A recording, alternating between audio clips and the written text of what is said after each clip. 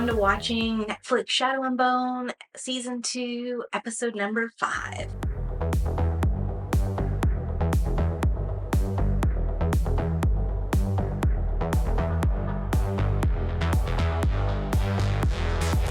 How many times am I gonna see the same, plague-driven corpses floated out to sea with Kaz on them? We're in episode 5, people. He's got his revenge. I'm sick and tired of this recycled image.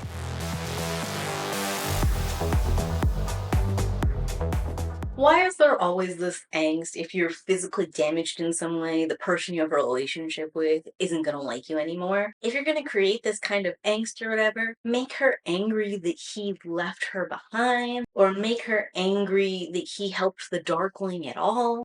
Do something that would be valid and would mean something. Don't do this played out, I've got a scar on my face, so nobody's gonna like me anymore. I fucking hate it.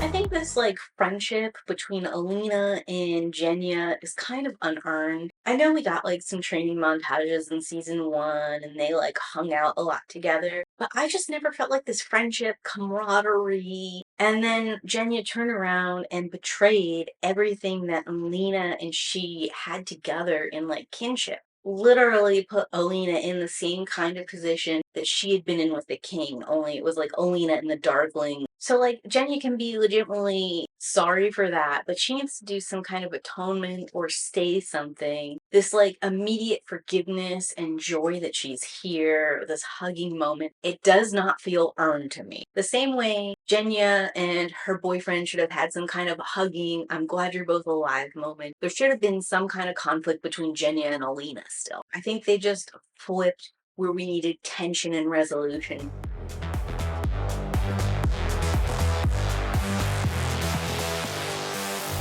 This Jenya beat where she's forgiven by the future king of Ravka and then almost immediately runs into the queen and has exactly the same confrontation over again could have been done way more cleanly. I think it probably would have been best if the Alina Prince conversation hadn't happened, because the Queen and Jenya conversation is significantly more emotional, and we still get the Prince positioning himself, standing up for the people versus the memory of his father. I really don't like when we have the same confrontations over and over again, hit the same emotional beats, or give the same information again. And not only are we literally repeating the same conversation, but we're doing it within the same episode. I think not even 5 minutes apart.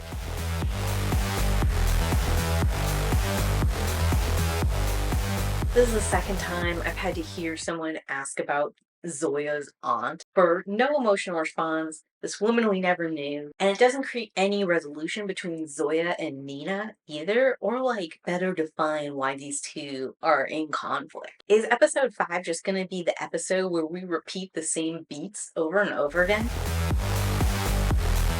Cass says, I'm more concerned with the living than the dead. Bitch, no you're not. 4 episodes of an arc of you getting vengeance for your brother at the expense of the people alive who care about you and stick by you. I do love the line, tend not to your ghosts or they will come back hungry, because I'm pretty sure it's foreshadowing an arc for all 3 of these characters who aren't honoring their dead.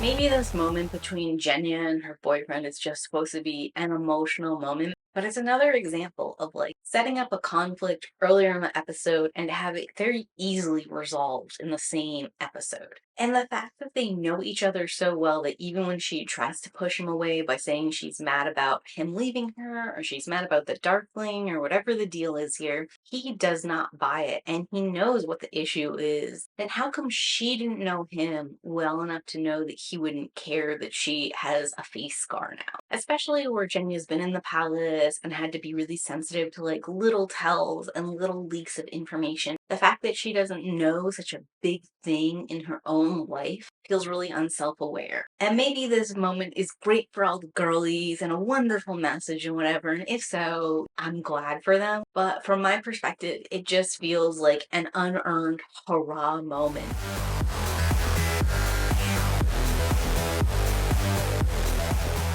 Oh my god. Now Kaz can't even play a part to pull off his own heist. What is wrong with this man? That he needs to at least lean in a little bit to the story that Nina is telling. Has he not been alive on this earth a day in his life? Doesn't even seem like a character trait right now, so much as a reason for the story to keep storing and for there to be more difficulty on the horizon.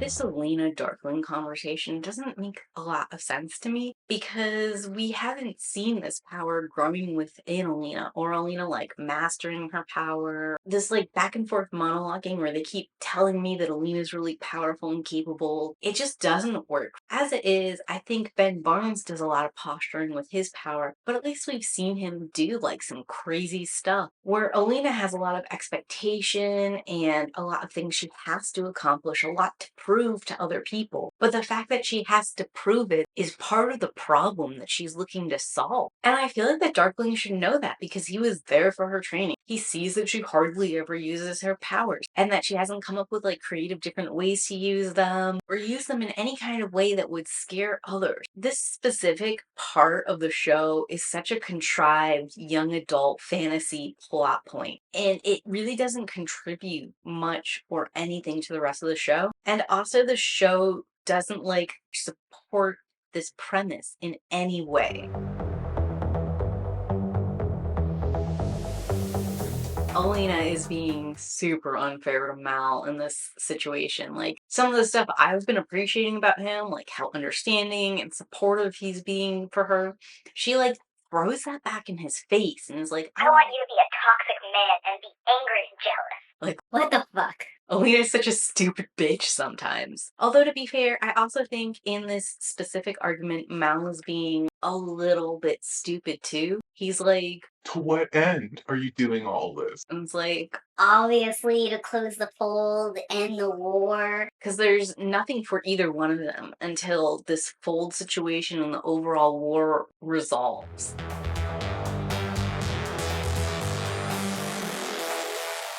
So Zoe's got a point about Matthias. It's the same point I've been hammering that his whole culture hates Grisha and burns them. And even if he's learned better by getting to know one of them, I don't know that that's enough to make a relationship float long term. But the problem is that Zoya wants Nina to honor her commitment to the Grecian army, and we all know that everyone is drafted into that without a choice. And why would she want to do that? And it's a really weird time to throw this bits and bobs in the cog of the story. I'm gonna need 100% less Matthias and less prison. I do not give a crap about that part of the story.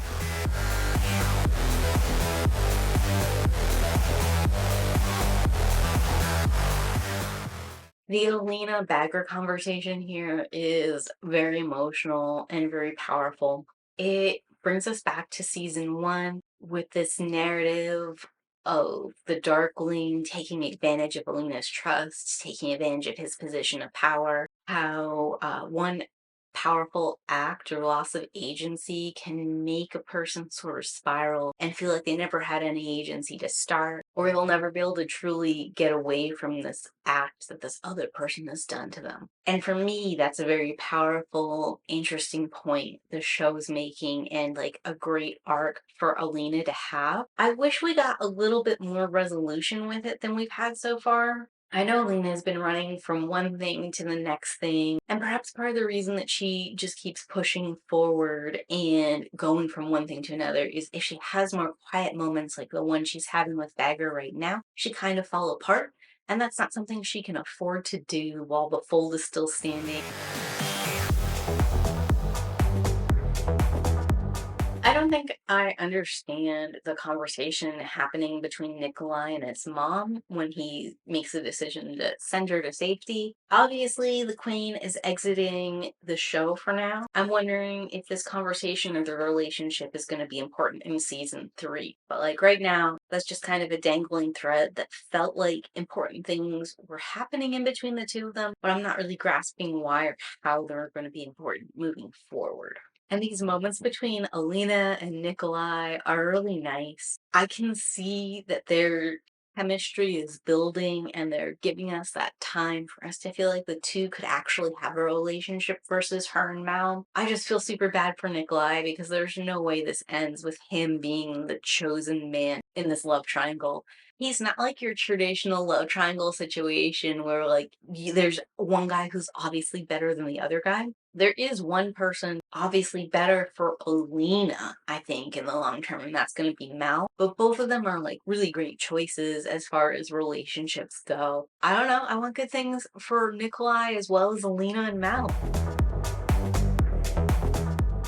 Do you think the whole thing with the Darkling is just that he is insane and like these huge emotional swings we're getting and like change in his objectives is just to show that he's 100% erratic and unstable? Or was there a point in time where he wasn't so flighty and all of this Mursoft in his body is like making him more unstable? It's not just physical effects, but like actually mentally something in his mind has changed. I really think that this Metasoft part of the story is going to carry over into season 3 in some kind of way and like unraveling exactly what that is, what it means, how it comes about, what we can do about it, and how it affects other people is going to be like core in some kind of way to the story. When the heck is the Six of Crows part going to get good? To close off with Kaz having hallucinations about his brother trying to drown him, is this symbolic, like how his obsession with his brother's death is literally killing him? Or is this like leading up to something else? I don't really know, but I don't like it because I'm tired of seeing this brother who's dead and this same floating imagery of him on the raft. I thought this was going to be the episode that turned the Six of Crows story around, but I'm seeing that it's like still dragging and I'm not getting any of that fun,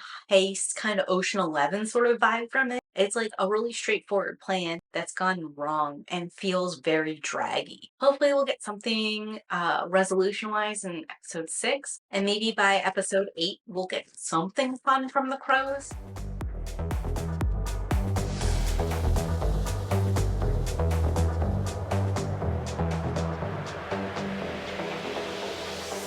Sorry guys, my camera died halfway through that take. I have no idea where I was. I feel like I was probably ranting about a couple of things I didn't like in episode 5 of Shadow and Bone. Overall, I'm loving this season 2. Just like these little things are causing me to be really like annoyed because they're holding the season back. But that's going to be all for me on episode 5. So talk to me in those comments down below. Are you watching Shadow and Bone season 2? And if so, what are you thinking about it so far? Are you loving every minute of it? Are you like me and finding these little things that are really nitpicking and bothering you? Are you somewhere in the middle? Thanks for watching, and as always, keep reading.